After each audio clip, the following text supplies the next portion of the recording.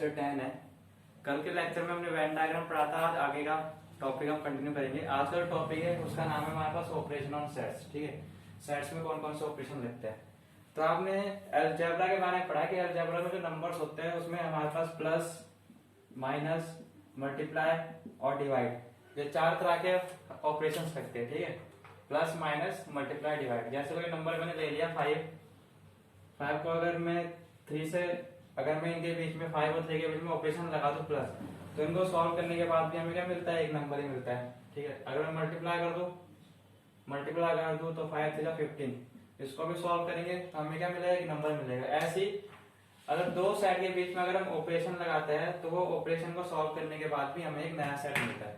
ठीक है, तो स्टार्ट करते हैं ऑपरेशन ऑन सेट। तो सेट में हमारे चार तरह के ऑपरेशन होते हैं। पहला होता है हमारे पास यूनियन ऑफ सेट्स, सेकंड आता है हमारे पास इंटरसेक्शन ऑफ सेट्स, थर्ड आता है डिफरेंस ऑफ सेट्स और लास्ट में हमारे पास आता है कॉम्प्लीमेंट्स ऑफ सेट। इन सारे ऑपरेशंस के बारे में पढ़ेंगे और इनमें कौन कौन सी प्रॉपर्टीज यूज होती है वो पढ़ेंगे हम आज के लेक्चर में। तो हमारा जो पहला जो ऑपरेशन है वो आता है यूनियन ऑफ सेट। तो डेफिनेशन देख लेते हैं। Let two sets A and B then A union B. दो सेट हमने ले रखे हैं और उसके यूनियन को लिखेंगे हम ए यूनियन बी। ठीक है, यू लगाएंगे। ये भी क्या होगा, एक सेट ही होगा, दो सेट का यूनियन एक सेट होगा। ठीक है, is the set which contain the elements of A और एलिमेंट्स ऑफ बी और elements of both the set. ठीक है, तो दो सेट हमने ले रखे ए एंड बी। ठीक है, उसका यूनियन होगा ए यूनियन बी। तो ये वो सेट होगा जिसमें या तो ए के एलिमेंट आएंगे या फिर बी के सारे एलिमेंट आएंगे या फिर ए और बी दोनों के एलिमेंट आएंगे। ठीक है, ए यूनियन बी का मतलब ए यूनियन बी वो सेट होगा जिसमें ए के एलिमेंट आएंगे या बी के एलिमेंट आएंगे या ए और बी दोनों के एलिमेंट आएंगे। ठीक है, तो एग्जांपल जो देख लेते हैं। एग्जांपल में हमने ए सेट ले लेते हैं। ए सेट ले लिया 1 2 3 4 5 और 6। ठीक है, बी सेट ले लेते हैं। बी सेट हमने ले लिया 5 6 7 8 9 और 10। बी सेट ले लिया। हमें क्या करना है, ए यूनियन बी बताना है। A union B, A union B. A union B क्या होगा, एक सेट होगा, ऑपरेशन है।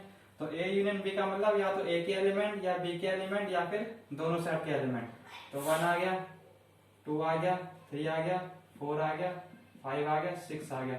ए के सारे एलिमेंट आ गए। अब 5 और 6 तो रिपीट नहीं हो रखे क्योंकि वो ए में आ जाएंगे, इसलिए ये रिपीट नहीं होने के। तो 7 आ गया, 8 आ गया, 9 आ गया और 10 आ गया। ठीक है, तो ये हो गया हमारे पास ए यूनियन बी। अब इसको हम वेन डायग्राम से बनाएंगे कि इसका वेन डायग्राम कैसे बनेगा। तो वेन डायग्राम मैंने बताया था कि सबसे पहले यूनिवर्सल सेट आता है। ये हो गया यूनिवर्सल सेट जिसको हम रेक्टेंगल से दिखाते हैं यू। ये हो गया सेट ए। यूनिवर्सल सेट जो सबसेट होता है हम सर्कल से दिखाते हैं, सेट ए। ये हो गया सेट बी। ठीक है, हमें क्या बताना है, इसका ए यूनियन बी बताना है। ए यूनियन बी का मतलब या तो ए के सारे एलिमेंट आएंगे। ठीक है, तो ए के एलिमेंट ये रहे, इसको डार्क कर देते हैं, डिजाइन बना देते हैं।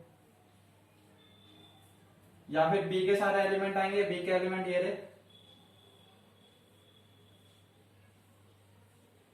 या फिर दोनों सेट के एलिमेंट आएंगे। तो ये दोनों से इस शेडेड पोर्शन में दोनों सेट के एलिमेंट भी आ रहे हैं। तो ये जो शेडेड पोर्शन है ये दिखा रहा है हमें ए यूनियन बी। ये हमारे पास ए यूनियन बी। ठीक है, या तो ए के सारे एलिमेंट या बी के सारे एलिमेंट या दोनों सेट के एलिमेंट आ रहे हैं। तो ये हमारे पास हो गया ए यूनियन बी, ये शेडेड पोर्शन।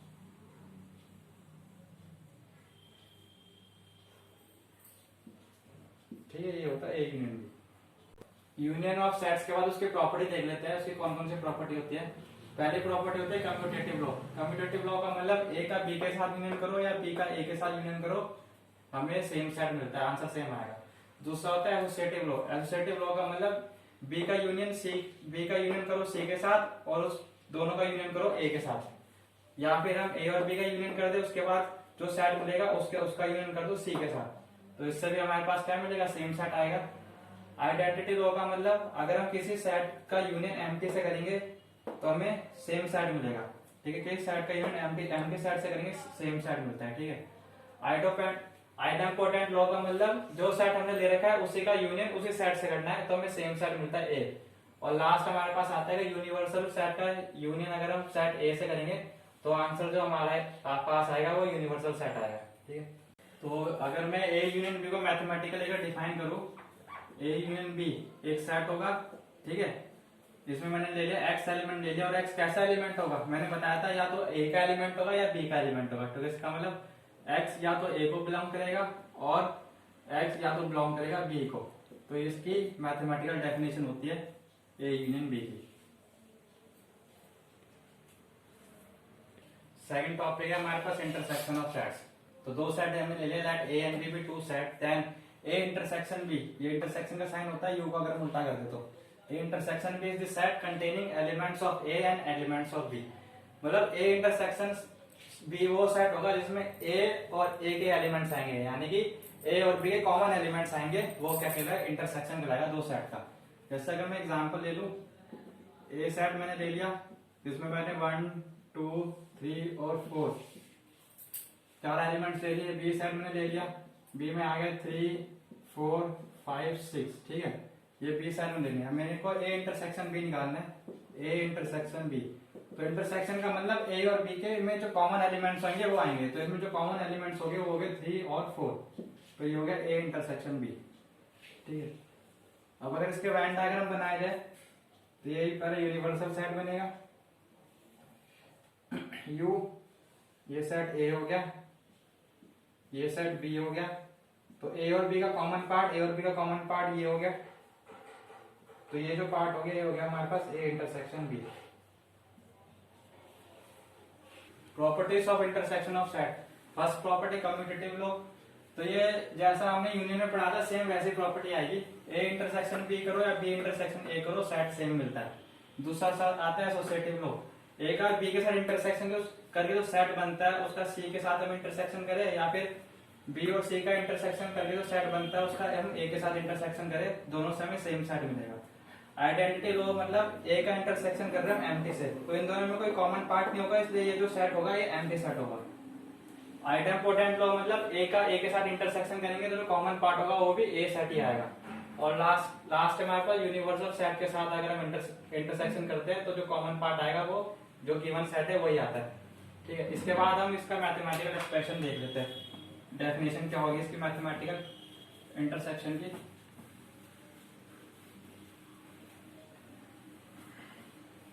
तो इंटरसेक्शन ऑफ सेट का मतलब ए और बी में जो कॉमन एलिमेंट्स होते हैं वो आते हैं, तो ए इंटरसेक्शन बी, तो इसमें आएगा मैंने ले लिया x such that x belongs to A and x belongs to B. इसका मतलब ए और बी का इंटरसेक्शन पार्ट जो होगा वो आएगा। इसके बाद हम एक केस समझ लेते हैं, और हम केस ले लेते हैं एक। इस केस में हम पढ़ेंगे डिसजॉइंट सेट के बारे में कि डिसजॉइंट सेट होता क्या है। डिसजॉइंट सेट एग्जांपल समझ लेते हैं इसको हम। ए मैंने कोई सेट ले लिया 1 2 3 4, ठीक है। बी मैंने कोई सेट ले लिया 6 7 8 और 9। इसका अगर मैं वेन डायग्राम बनाऊं, ये हो गया यूनिवर्सल सेट, ये हो गया ए और ये हो गया बी। इन दोनों सेट में भी क्या है, कोई भी कॉमन एलिमेंट नहीं है, इन दोनों ए और बी में कोई कॉमन एलिमेंट नहीं है, इसलिए मैंने इनको अलग अलग करके बताया, ठीक है। तो इसमें क्या होता है, अगर ए और बी दो एलिमेंट है और दोनों में ही कोई इंटरसेक्शन नहीं है, तो इसका मतलब ए और बी का जो इंटरसेक्शन होता है वो एम्प्टी सेट आता है, ठीक है। इंटरसेक्शन मतलब कॉमन पार्ट और दोनों सेट अलग अलग है, तो इनका इंटरसेक्शन क्या आएगा, एम्प्टी सेट आएगा। और जब दो सेट का इंटरसेक्शन एम्प्टी सेट आता है तो उन दो सेट्स को हम डिसजॉइंट सेट्स बोलते हैं, डिसजॉइंट सेट्स, ठीक है।